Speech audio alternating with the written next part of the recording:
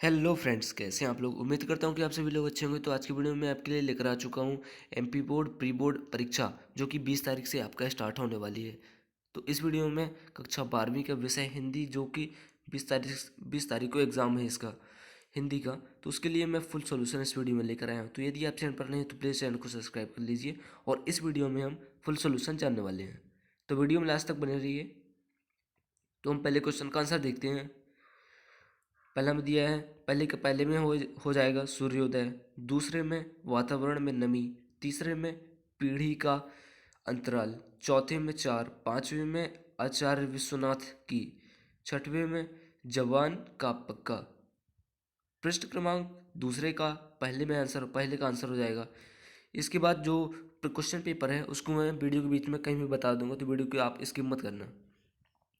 हजारी प्रसाद द्विवेदी, दूसरा में उमाशंकर जोशी, तीसरा में एन कोडिंग, चौथा 10 बजे, पांचवा साधारण, छठवा चंपू काव्य, सातवां भारतेंदु हरिश्चंद्र।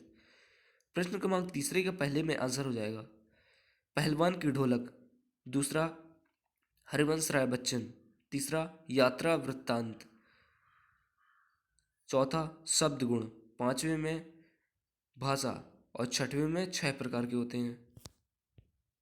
अब हम क्वेश्चन नंबर चौथा देखते हैं, जिसमें पहले का आंसर हो जाएगा। पूछा गया था कि राष्ट्रभाषा से आप क्या समझते हो। तो प्रत्येक राष्ट्र की एक सर्वसम्मत राष्ट्रभाषा होती है, यही है राष्ट्रभाषा। दूसरा में कविता का पहला उपकरण क्या है, तो यह है शब्द। तीसरा का आंसर हो जाएगा रेमजे स्कूल अल्मोड़ा। चौथे में डॉक्टर भीमराव अंबेडकर जी। पांचवा जिसकी कल्पना नहीं की जा सकती। छठवां राजा ने लट्टून से दर्शकों की मांग पर कुश्ती लड़ने की अनुमति दे दी थी, यह राजा ने कही थी। सातवें का आंसर हो जाएगा सोरठा छंद।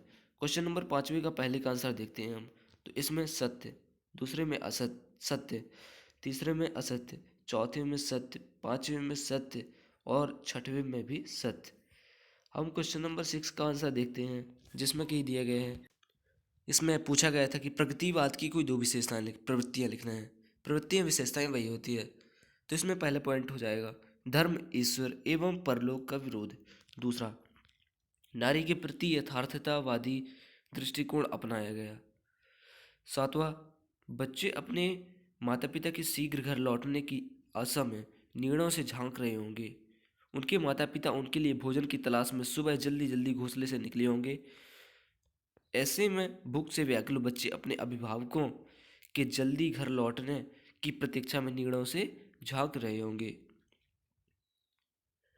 प्रश्न 8वां की तरफ बढ़ते हैं, जिसमें कुछ पूछा गया है कि नाटक एवं एकांकी में कोई दो अंतर लिखना है।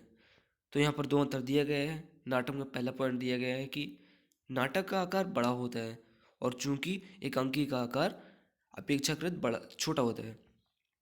नाटक में कई दृश्य एवं अंक होते हैं, एकांकी में एक ही अंक होता है। क्वेश्चन नंबर 9 में पूछा गया था कि भक्तिन अपना वास्तविक नाम लोगों से क्या छुपाती थी। तो भक्तिन का वास्तविक नाम लक्ष्मी था। यह समृद्धि सूचक उसके भाग्य की रेखाओं से नहीं मिलता था। भक्तिन समझदार व बुद्धिमान नारी थी, जो इस नाम को बताकर उपहास का पात्र नहीं बनना चाहती थी, इसलिए वह अपना नाम लोगों से छिपाती थी। इजी क्वेश्चन है, आप यदि इनको एक एक बार पढ़ेंगे तो आपको प्री बोर्ड एग्जाम में अच्छे से अच्छे अंक आ जाएंगे। मोहनजोदड़ो के घर की दो विशेषताएं लिखना है। पहले विशेषता में हम लिखते हैं कि सड़कों के दोनों ओर मकान होते थे, परंतु सड़कों के घरों का पृष्ठ भाग होता था। दूसरा, मुखिया का घर दो आंगन वाला होता था। क्वेश्चन नंबर 11वीं का आठवां में देखते हैं। इसमें क्वेश्चन पूछा गया है कि फीचर लेखन क्या होता है, इससे क्या से है।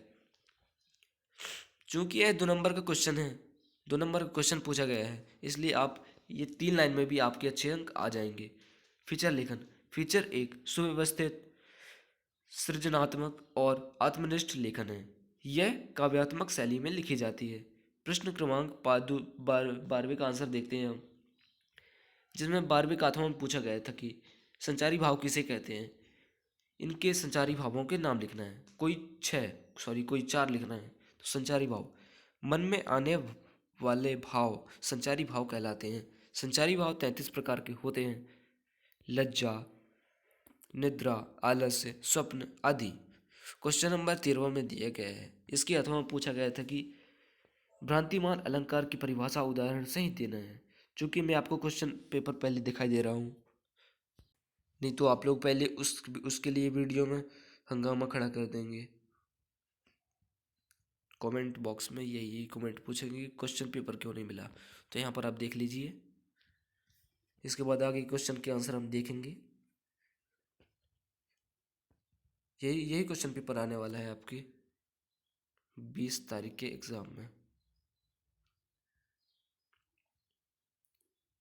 सही जोड़ी, एक वाक्य में उत्तर भी दिया गया है। सत्य असत्य और क्वेश्चन आंसर।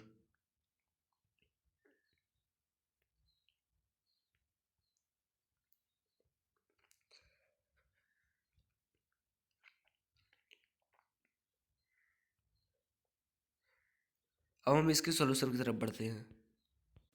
भ्रांतिमान अलंकार रूप, रंग, गुण, धर्म, कर्म आदि की समानता के कारण एक वस्तु को दूसरी वस्तु मान लेना भ्रांतिमान अलंकार कहलाता है। जैसे उदाहरण में इसके दिया गया है, समुझी तुम्हें घनश्याम हरि नाच उठे वर मोर। इसका अर्थात यह है कि हम तुम्हें समझ रहे थे कि तुम हम घनश्याम हरि हो, और जब उठे तो ऐसा लगा कि नाच उठे वर मोर, मोर की तरह लग रहे थे। मतलब रूप रूप के कारण कुछ और लग रहे थे, उनको और उनका जो वास्तविक चरित्र था वो अलग था। बस इसी कारण भ्रांतिमान अलंकार उत्पन्न होता है। क्वेश्चन नंबर 14 में अथवा में पूछा गया था कि उपसर्ग में प्रत्यय में अंतर लिखना है और इनका एक एक उदाहरण भी लिखना है।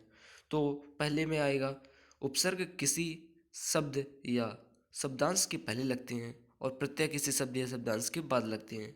दूसरा उदाहरण में आएगा, सत धन जन सज्जन और समाज धन एक सामाजिक। क्वेश्चन नंबर 15 में हो जाएगा, इसमें पूछा गया है कि मुहावरे का जो मुहावरे पूछा गए हैं ना, इनको अर्थ सहित इनका प्रयोग लिखना है।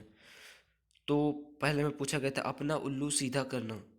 इसका अर्थ होता है अपना मतलब सिद्ध करना। ममता ने मेरी हिंदी की कॉपी मांग ली।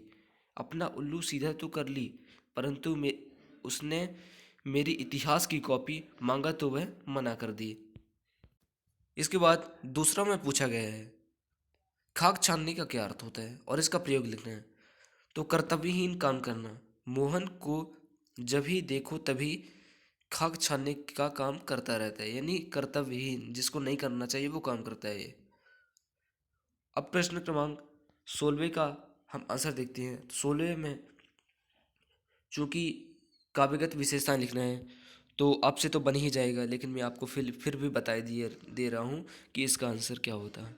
तो इसमें रघुवीर साहब जी की जो 2 रचनाएं लिखना है और भाव पक्ष और कला पक्ष लिखना है। तो 2 रचनाएं में पहला है आत्महत्या के विरुद्ध, दूसरा में लोग भूल गए हैं। ये इनकी रचनाएं हैं, बहुत सुंदर प्रस्तुति की है इन्होंने। भाव पक्ष में हम देखते हैं कि पहला पॉइंट, चूंकि मैं पॉइंट पॉइंट वाइज आपको बताऊंगा, नहीं तो वीडियो काफ़ी लंबी हो जाएगी और आप लोग वीडियो को स्किप करके चले जाएंगे। तो हम पहला पॉइंट देखते हैं, समकालीन समाज का चित्रण। दूसरा, सांस्कृतिक एवं राजनीतिक चेतना। तीसरा, मध्यवर्गीय जीवन का चित्रण। और कला पक्ष में भाषा और शैली आ जाएगा। क्वेश्चन नंबर 17 का आंसर हो जाएगा, इसमें भी लेखन परिचय पूछा गया है। चूँकि यह भी इजी क्वेश्चन है, हजारी प्रसाद द्विवेदी जी, इसकी 2 रचनाएं और भाषा और शैली लिखना है। तो 2 रचनाएं में पहला पहला आ जाएगा सुर साहित्य, दूसरा में साहित्य हिंदी साहित्य। और इनकी भाषा शिक्षित परिवार से जुड़े होने के कारण अपनी भाषा परिमार्जित व परिष्कृत है। इसी कारण आपकी भाषा को प्रसन्न भाषा भी कहते हैं। मतलब कि इन्होंने बहुत सुंदर चित्रण किया है अपनी पंक्तियों में, इसलिए ये प्रख्यात हैं। शैली में हो जाएगा सूत्रात्मक शैली, व्यंग्यात्मक शैली और विचारात्मक शैली। इनके थोड़ी थोड़ी पॉइंट बना के आप लिख लीजिए जिससे आपसे बनने लगे। क्वेश्चन नंबर 18 में पूछा गया है कि मेरे सपनों का भारत शीर्षक पर एक अनुच्छेद लिखना है। या फिर जनसंख्या समस्या शीर्षक पर डॉक्टर तथा नागरिक का संवाद लिखना है। चूँकि ये वेरी वेरी इजी क्वेश्चन है, इससे इजी क्वेश्चन आपको और कहीं नहीं मिलेगा, इसलिए आप इसको अपने मन से पढ़ लीजिएगा जिससे आपसे ये क्वेश्चन बनने लगे।